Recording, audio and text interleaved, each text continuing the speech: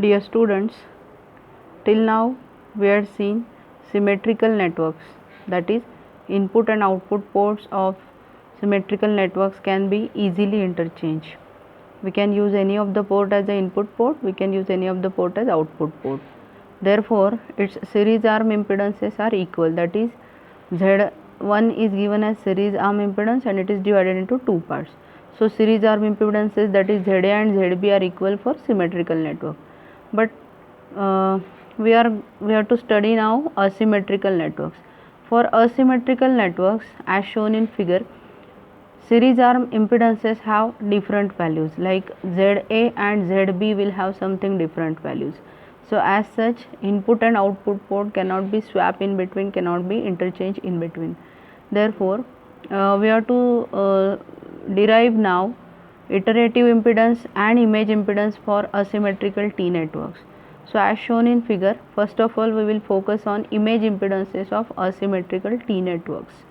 So for asymmetrical networks, if you see closely, we had already seen what is the definition of asymmetrical networks and what is the definition of image impedances and iterative impedances. So let us focus on image impedances now.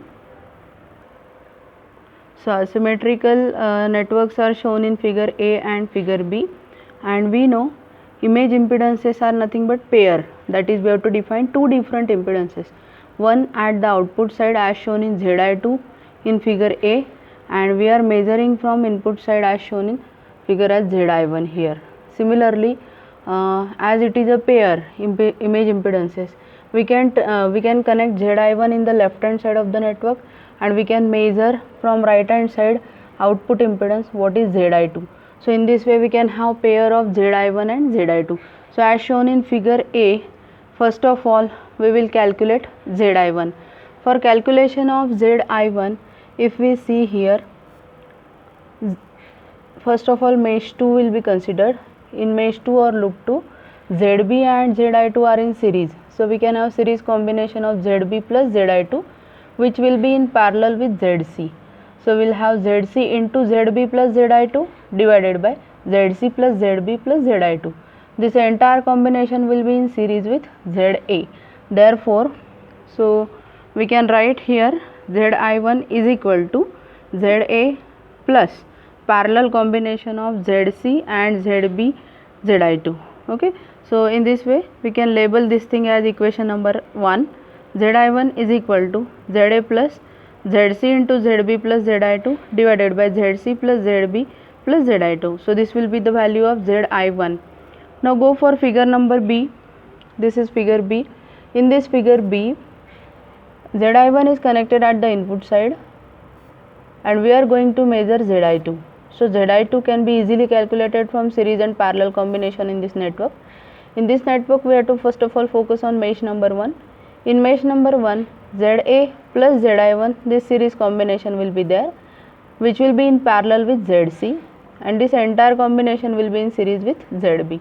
So we can write Zi2 is equal to ZB plus ZC into ZA plus Zi1 divided by ZC plus ZA plus Zi1. This can be labeled as equation number 2 and this can be easily calculated from figure B. Now here we can expand the things and we can calculate value of Zi1. Similarly we can calculate value of Zi2. So we will see one by one. First of all go for Zi1. Equation 1 and equation 2. From figure we are written Zi1 value and Zi2 value. In Zi1 we are just cross multiplying the terms. We will get Zi1 into denominator, that is ZB plus ZC plus Zi2 is equal to ZA into, after taking the LCM, numerator will be ZA into ZB plus ZC plus Zi2 plus ZC inside the bracket ZB plus Zi2. This is labeled as equation number 3. See, this network you have to solve in notebooks. Unless and until you write this equation you will not be able to solve it. Okay. So let us try to simplify it. From this we are writing Zi1 into Zi2 term first. So we will write Zi1 into Zi2 as first term plus keep Zi1 as it is and Zb plus Zc inside the bracket as it is. So we'll write down Zi1 into Zb plus Zc. Now right hand side terms are shifted in the left hand side. So all these terms will be shifted to the left hand side. So in the right hand side term, take Zi2 common. If we take Zi2 common, we will have Za plus this Zc. So we will have Zi2 into Za plus Zc minus, now we have terms like Za into Zc, Za into Zb and Zb into Zc. So it is written as summation of Za dot Zb is equal to 0 with minus sign. This sign is also minus and this sign is also minus because right hand side terms we have shifted to the left hand side. In this way we will get equation number 4. Okay, so Zi1 Zi2 plus Zi1 into Zb plus Zc minus Zi2 inside the bracket Za plus Zc minus summation of Za dot Zb is equal to 0. So this is nothing but equation number 4. Similarly, we have equation number 2 for this figure B. In this figure B, we are writing expression for Zi2. So just cross multiply the terms. Similarly, cross multiply for equation number 2. We will get Zi2 into denominator. Denominator is nothing but Zc plus Za plus Zi1 is equal to Zb into denominator, that is Zc plus Za plus Zi1 plus right hand side term Zc into Za plus Zi1. So this is labeled as equation number 5. Again let us try to simplify it. So what we will write? First will be Zi1 Zi2 plus, take Zi2 common, here Zi2 is taken as common and Za plus Zc terms are written as it is, minus, now right hand side terms are shifted to the left hand side, so there will be a minus sign. Take Zi1 common, we will have Zb plus Zc, okay, minus, again we have 3 terms Zb Zc, Za Zb and Zc Za. So we are written it minus summation of Za Zb, right, summation of Za Zb, this should be a Z, okay, is equal to 0. This is labeled as equation number 6.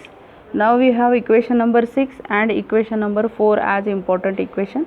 We will perform multiple operations on this equation number 4 and equation number 6. First of all, we will add them together and then we will subtract them together. After doing addition, we will get a product of Zi1 Zi2, and after doing subtraction, we will get a division of Zi1 divided by Zi2. From that, we can get values of Zi1 and Zi2. So let us do it. Equation 4 plus equation 6 gives us, see, all the similar terms with positive and negative signs will get cancelled. So we will get 2 times Zi1 Zi2 is equal to 2 times summation of Za dot Zb. Now we have 2 in both the sides, so just cancel it. We will get Zi1 Zi2 is equal to summation Za dot Zb. Label it as equation number 7. This we have obtained from multiplying equation 4 with equation 6. Similarly, equation 4 plus equation 6. Similarly, we can subtract equation 6 from equation 4. So we will get, again similar terms will get cancelled with opposite sign. So we will get Zi1 into Zb plus Zc is equal to Zi2 into Zc plus Za. Therefore, we will calculate, just transfer this Zi2 in the left hand side. We will get Zi1 divided by Zi2 is equal to Za plus Zc upon Zb plus Zc. So label this equation as equation number 8. Now we got equation number 7 and equation number 8. Okay, so let us use this equation 7 and equation 8. First of all, we will perform multiplication of equation 7 with equation 8. So we will have denominator term Zi2 will get cancelled. So we will have Zi1 square.